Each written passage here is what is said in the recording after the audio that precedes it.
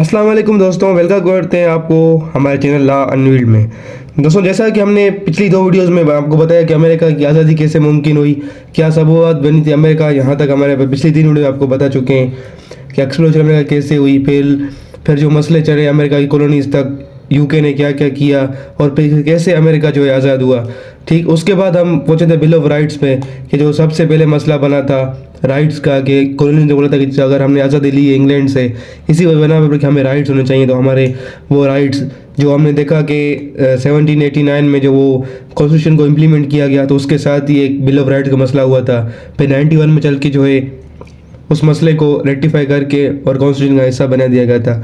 तो अभी हम देखेंगे उस कॉन्स्टिट्यूशन के, जिस कॉन्स्टिट्यूशन को हम बोलते हैं कि कॉन्स्टिट्यूशन मेक्स अमेरिका, उस कॉन्स्टिट्यूशन को हम देखेंगे कि उसके सेलेक्ट फीचर्स क्या हैं। सबसे पहले select feature of USA constitution के कॉन्स्टिट्यूशन से निकला कि इसका मतलब है सुप्रीम डॉक्यूमेंट।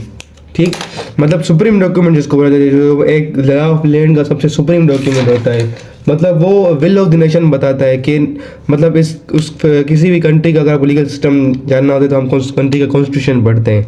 ठीक, तो उससे सबसे पहला जो हम फीचर समझते हैं वो है इनएक्टिव कॉन्स्टिट्यूशन।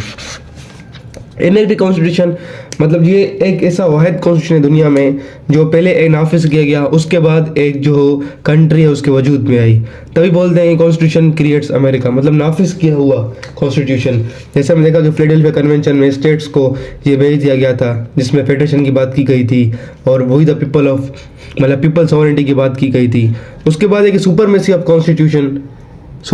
कॉन्स्टिट्यूशन कि सुप्रीम डॉक्यूमेंट आर्टिकल 6 सेक्शन 2 इसकी बात कर रहा है कि सुप्रीम डॉक्यूमेंट कि कोई भी लॉ, कोई भी कानून कॉन्स्टिट्यूशन के अगेंस्ट नहीं बनाया जाएगा, कॉन्स्टिट्यूशन के मुतरादिफ नहीं बनाया जाएगा। उसके बाद आता है कि रिटन कॉन्स्टिट्यूशन शॉर्ट कॉन्स्टिट्यूशन। ये एक रिटन कॉन्स्टिट्यूशन है और शॉर्ट कॉन्स्टिट्यूशन है मोस्ट। इसमें हमें देखा जाए तो सिर्फ आपको 7 आर्टिकल्स मिलेंगे और 7000 वर्ड्स मिलेंगे। अगर आप पढ़ने बैठे इसको आप आधे घंटे में पढ़ सकते हैं। और इसमें आपको 28 अमेंडमेंट्स मिलेंगी। अमेंडमेंट जो होते हैं सप्लीमेंट डॉक्यूमेंट होते हैं, मतलब जो आर्टिकल जो 1789 में जो आइन बनाया गया था 7 आर्टिकल्स के मुताबिक, वो आज अभी भी उसकी असली शक्ल में मौजूद है।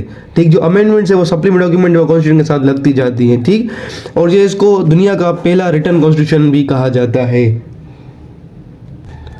और सॉवरेनिटी, और यहाँ पे इस अमेरिकन कॉन्स्टिट्यूशन में कहा गया सॉवरेनिटी बिलोंग्स टू पीपल, जैसे पाकिस्तानी कॉन्स्टिट्यूशन में कहा जाता है कि सॉवरेनिटी बिलोंग्स टू अलमाइटी अल्लाह। ऐसे ही जो यूके हो तो वहाँ पे सॉवरेनिटी पार्लियामेंट को कहा जाता है। यहाँ पे जो सॉवरेन अथॉरिटी है वो आवाम है कि वही the people the ultimate sovereignty. अच्छा, अभी आप ओपनिंग पैराग्राफ पढ़ेंगे, चाहे वो इंडिपेंडेंस बिल का हो, चाहे वो यूएसए कॉन्स्टिट्यूशन का यही का क्यों ना हो, बोलते हैं वही द पीपल ऑफ यूएसए, मतलब वहाँ पे आवाम की नुमाइंदगी ज़्यादा है। उसके बाद रिपब्लिक कॉन्स्टिट्यूशन, मतलब एक रिपब्लिक स्टेट है जहाँ पे आवाम पहले आती है, जहाँ पे कैपिटलिज्म को प्रमोट किया जाता है, ना कि कम्युनलिज्म को प्रमोट किया जाता है, मतलब यहाँ पे आवाम सबसे पहले आती है।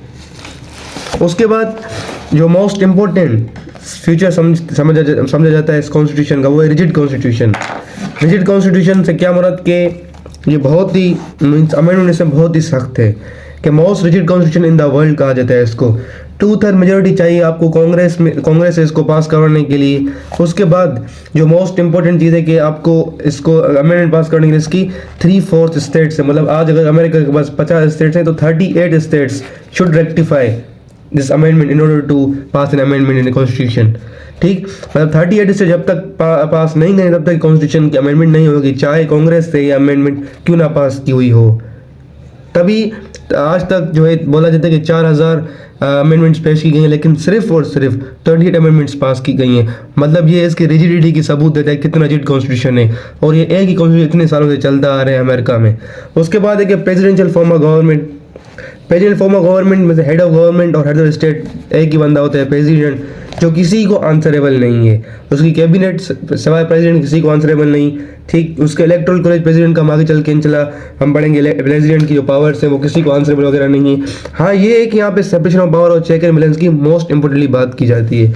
उसके बाद है जो इसका सेकंड फीचर वो है सेपरेशन ऑफ पावर। इसका आर्टिकल नंबर 1 लेजिस्लेशन की बात कर रहा है आर्टिकल 2 एग्जीक्यूटिव की बात करें, आर्टिकल 3 जुडिशियल की बात कर रहे हैं। आर्टिकल 1 बोलता है कि all legislative power belong to Congress only, कि कानून साजी की पावर किसके पास है? कांग्रेस के पास है। उसके बाद जो एग्जीक्यूशन की पावर है, जो कांग्रेस के कानून को नाफिज करवाएगा और जो एडमिनिस्ट्रेटिव वर्क करेगा वो कौन करेगा? प्रेसिडेंट करेगा, क्योंकि वो एग्जीक्यूटिव में आता है। उसके बाद जुडिशियल पावर वेस्टेड इन सुप्रीम कोर्ट, कि जुडिशियल पावर है जो वो सुप्रीम कोर्ट के पास है। मतलब ये कि सेपरेशन ऑफ पावर है, हर ऑर्गन को एक पावर उसकी मखसूस दे दी गई है। कोई ऑर्गन किसी दूसरे ऑर्गन के डोमेन में जो एक्सीड नहीं करेगा। ठीक, उसके बाद आते हैं चेक एंड बैलेंस, कि एक कॉन्स्टिट्यूशन फ्रेमर्स ने एक सिस्टम बनाया गया है कॉन्स्टिट्यूशन में कि हर ऑर्गन का दूसरे ऑर्गन के ऊपर एक चेक रखा गया है, ताकि कोई ऑर्गन किसी मतलब अपनी पावर की मिसयूज ना करे, अब्यूज ऑफ पावर ना हो। जैसे कि every organ has check on other, जैसे कहा जाता है कि प्रेसिडेंट का कोई भी एक्ट, प्रेसिडेंट अगर कोई बात कर रहा है कि हम ये करने जा रहे हैं तो वो सेनेट से रेक्टिफाई होना बहुत ज़रूरी है। ऐसे ही जो हाई अपॉइंटमेंट्स प्रेसिडेंट करता है, फेडरल ऑफिशियल्स के अपॉइंटमेंट करता है, एम्बेसडर्स के अपॉइंटमेंट करता है, जजेस के अपॉइंटमेंट करता है, वो करता तो प्रेसिडेंट है, लेकिन उसके बाद रेटिफिकेशन होती है सेनेट में। अगर सेनेट रेटिफाई नहीं कर रहा तो वो उनकी अपॉइंटमेंट नहीं कर सकते। इसी तरह ही अगर सेनेट कोई ऐसा कानून बनाई है, कांग्रेस को ऐसा कानून बना रही है जो अगेंस्ट जा रहा है कॉन्स्टिट्यूशन के उनके राइट्स के, तो जुडिशरी के पास रिव्यू पावर है, तो उसको टेक डाउन कर सकती है। इसी तरह ही जैसे प्रेसिडेंट विल्सन थे, उन्होंने चाहा था कि हम लीग ऑफ नेशन ज्वाइन करें, तो उन्होंने कहा था कि हम लीग ऑफ नेशन को ज्वाइन करें, तो सेनेट ने मना कर दिया था कि नहीं। तो मतलब को प्रेसिडेंट के एक्ट पर भी एक सेनेट का चेक रखा हुआ है। इसी तरह फिर सेनेट जो है जुडिशरी का चेक है सेनेट के ऊपर, फिर इसी तरह एग्जीक्यूटिव का चेक भी है। मतलब हर इंशाल्लाह हम आगे चल के चेक एंड बैलेंस जो हम डिटेल में पढ़ेंगे तो हम उसमें पढ़ेंगे, लेकिन ये जो एक मेन स्टैंड फीचर है यूएस कॉन्स्टिट्यूशन का, कि हर ऑर्गन का एक दूसरे ऑर्गन के ऊपर एक चेक रखा गया ताकि वो अपनी पावर का अब्यूज ऑफ पावर ना कर सकें। ठीक, उसके बाद कन्वेंशन जैसा कि हमने पढ़ा है कि वो हर मुल्क की जो है ना मोस्ट इंपोर्टेंट पार्ट होती हैं, उनकी जो मतलब तहजीब को शो करती हैं, कि कन्वेंशन भी पार्ट हैं कॉन्स्टिट्यूशन को उनके, but they are subject to ratification of Congress, कि कोई भी कन्वेंशन होगी तो वो सब्जेक्ट रेटिफिकेशन की, ज़रूरी है कि पहले सेनेट उसकी रेटिफिकेशन करे, मतलब उसको इन्फोर्स करा जाए सेनेट के जरिए पहले। उसके बाद आते हैं फेडरलिज्म, जैसा कि हमने बताया था कि फेडरेशन जो है वो सेंट्रल गवर्नमेंट को स्ट्रॉन्ग सेंट्रल गवर्नमेंट बनाई गई थी। जैसे हमने देखा था कि 89 में जब कन्वेंशन हुई थी, फिलाडेल्फिया कन्वेंशन, उसमें बात की गई थी कि सेंट्रल गवर्नमेंट और प्रोविंशियल ऑटोनॉमी हो। ठीक, तो इसमें भी यही कि सेंट्रल गवर्नमेंट होगी एक, जिसको हम फेडरल गवर्नमेंट बोलते हैं। उसके बाद स्टेट गवर्नमेंट होंगी, जैसे अमेरिका में अभी 50 रियासतें हैं। ठीक, और इसमें वाहिद मतलब इस कॉन्स्टिट्यूशन में ये भी है कि कोई मखसूस सब्जेक्ट्स नहीं कि सेंट्रल गवर्नमेंट इस पे काम करेगी और स्टेट गवर्नमेंट इस पे काम करेगी, बस वहाँ का एक सिस्टम में से रखे गया है कि जिन जिन कामों पे सेंट्रल गवर्नमेंट काम नहीं करती वो सारे काम स्टेट गवर्नमेंट करती है।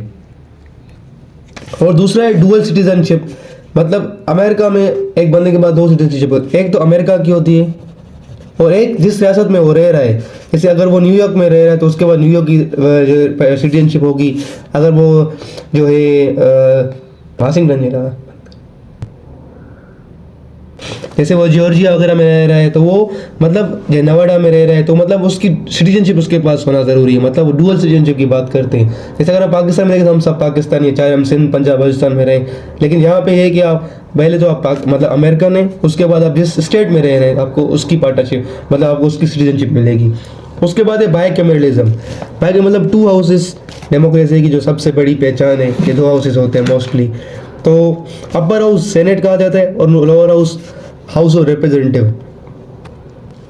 वैसे देखा जाता है तो हर जगह पे देखा, पाकिस्तान में देखा, हमने यूके में देखा कि उनका लोअर हाउस स्ट्रॉन्ग होता है, लेकिन अमेरिका का वाहिद अपर हाउस है अमेरिका में कि वो बहुत स्ट्रॉन्ग है, कि इसको most strongest upper house of the world कहा जाता है। ठीक, उसके बाद आते हैं जुडिशियल रिव्यू के जुडिशरी के पास रिव्यू पावर है। कोई भी ऐसा कानून बनाया या कोई एग्जीक्यूटिव में ऐसा काम कर दिया कि जो मुतरादिफ है आइन के साथ, जो आवाम के हकूक के साथ मुतरादिफ कर रहा है, तो जुडिशरी के पास ये पावर है कि वो किसी भी एक्ट को रिव्यू कर सकती है, मतलब उसको टेक डाउन कर सकती है, उसको नल एंड वॉइड डिक्लेयर कर सकती है। ठीक, तो यही मोस्ट इंपोर्टेंट बात है कि इंडिपेंडेंट जुडिशरी मतलब जुडिशरी के पास आपने जुडिशरी को आपने एक रिव्यू पावर दे दिया, जैसे जुडिशरी आज़ाद है, मतलब किसी भी लॉ को, किसी भी एग्जीक्यूटिव के पावर को जो है वो डिक्लेयर कर सकती है नल एंड वाइड। ये मोस्ट इंपॉर्टेंट मतलब जुडिशरी की इंडिपेंडेंस में ये चीज़ आती है। ये फर्स्ट ऑफ ऑल जो डिसाइड किया गया था मरबरी वर्सेस मेडिसन केस में डिसाइड किया गया था कि जुडिशरी के पास रिव्यू पावर है, और अमेरिकन जुडिशरी सबसे पहली जुडिशरी जिसने रिव्यू पावर इस्तेमाल की थी। इंशाल्लाह हम आगे जुडिशरी रिव्यू जब पढ़ेंगे, जब judiciary system, judicial system of US से पढ़ेंगे, तो उससे हम इस केस को भी और जुडिशल रिव्यू को भी देखेंगे। उसके बाद है कि फंडामेंटल राइट्स। इस कॉन्स्टिट्यूशन में आपको फंडामेंटल राइट्स मिलेंगे। जो सबसे पहले मसले आए थे इस कॉन्स्टिट्यूशन इंप्लीमेंट करने के बाद, जब स्टेट्स ने मसले उठाए थे कि हमारे हकूक़ कहाँ हैं, तो जेम्स मेडिसन जो फ्रेमर ऑफ द कॉन्स्टिट्यूशन है, हमने पिछली वीडियो में बिल ऑफ राइट की हम इसकी लिंक इसकी डिस्क्रिप्शन में दे देंगे, आप देख सकते हैं जाके। और उसने इस पर बहुत काम किया था।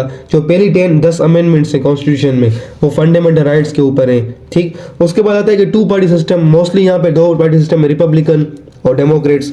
उसके बाद है सेक्युलर स्टेट कि freedom of religion, no any state religion, कोई ऐसा डिफाइंड स्टेट नहीं है कि आप फ्री हैं। जैसे बिल ऑफ राइट्स में आपको पहले आर्टिकल 1 आपकी यही बात कर रहा है। जैसे अगर हम पाकिस्तान की एग्जाम्पल दी जाए तो पाकिस्तान क्या है कि उनका स्टेट रिलीजन इस्लाम है, लेकिन एज सच अमेरिका में कोई स्टेट रिलीजन नहीं है। You are free to choose any religion which you want. तो ये थी एक brief video salient features of constitution के ऊपर। अगर आपको कोई भी क्वेरी है तो आप कमेंट्स में उस क्वेरी को रख सकते हैं। इंशाल्लाह हम बहुत जल्द आप तक पहुंचने की कोशिश करेंगे। Thank you so much. तब तक के लिए अल्लाह हाफिज़।